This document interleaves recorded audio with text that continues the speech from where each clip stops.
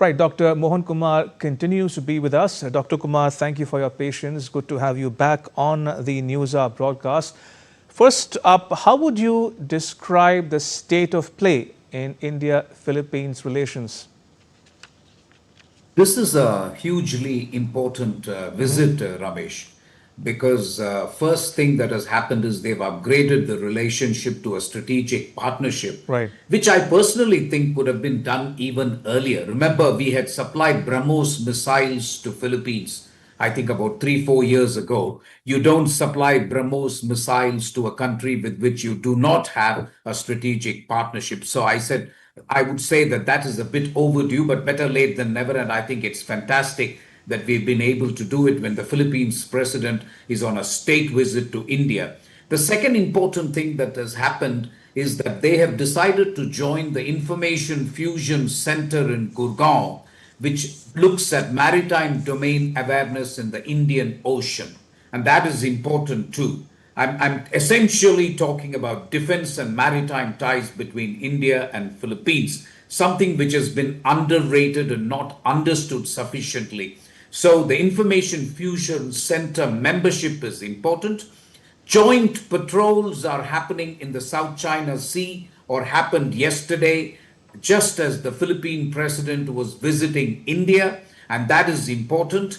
And finally, I would also say that the next year, Philippines is going to be the chair of ASEAN, Right. which is why I think we are also making a point to them that the India-ASEAN FTA needs to be reviewed. We've been asking for a review for some time, and we would like to leverage the fact that Philippines is going to be the chair of ASEAN. So all in all, I would say this is a strategic partnership that needs to be developed abundantly. And there are very common concerns that we have both in the Indian Ocean and the Pacific. And that is why the Prime Minister said that from the Indian Ocean to the Pacific, we are friends by choice, but we are also partners by destiny. I thought that is a very profound statement to make. Indeed. It's a relationship that hasn't got its due in the past, which is why I'm particularly thrilled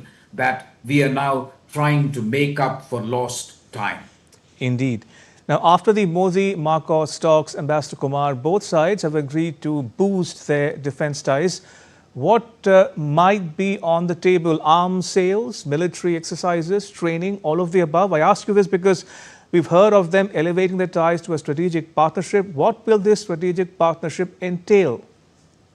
I think it's very clear in the joint statement or the Prime Minister's statement at the conclusion of the talks. If you take a look at it, at the English translation, because the Prime Minister spoke in Hindi, he makes it clear that they are both interested in peace, security, and a rules-based order in the Indo-Pacific. I would say that is the central objective that is shared by Philippines and India. And if they have to do that, they need to do a couple of things. One, there has got to be maritime domain awareness, which is what they have agreed on. Second, both countries must have the wherewithal to actually make sure that peace and security reigns in the Indo-Pacific.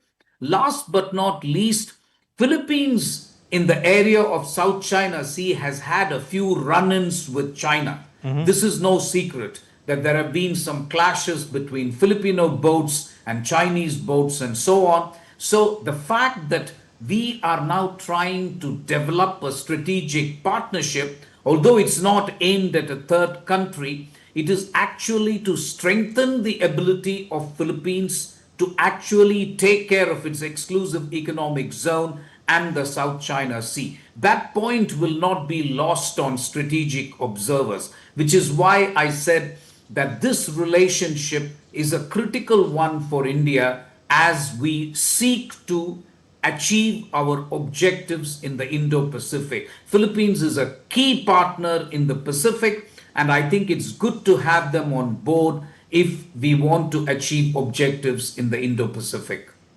Ambassador Kumar, an important pillar of the India-Philippines relationship, as it is with other relationships as well.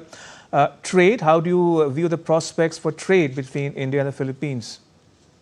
The one thing that we have to recognize is that Philippines is part of ASEAN and we have an FTA with ASEAN, which from our perspective, Ramesh, is not working well. That is why we've been asking for a review of the India-ASEAN FTA. It is interesting for me, therefore, against this background, that India has chosen to announce that we will begin talks for a preferential bilateral trade agreement. Maybe that's the way forward because the India-ASEAN FTA is dragging. I mean, we are not making progress on it. We've been wanting a review. The ASEAN has been resisting and so on. So maybe one way out is to try and see if we can have a preferential bilateral trade agreement with Philippines.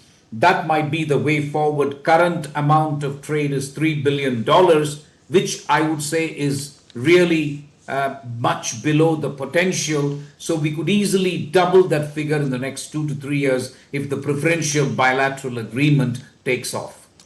All right, we'll leave it there. Ambassador Kumar, thank you so much for joining us and sharing your thoughts and perspectives with our viewers at home and abroad. Thank you for your time. Much appreciated.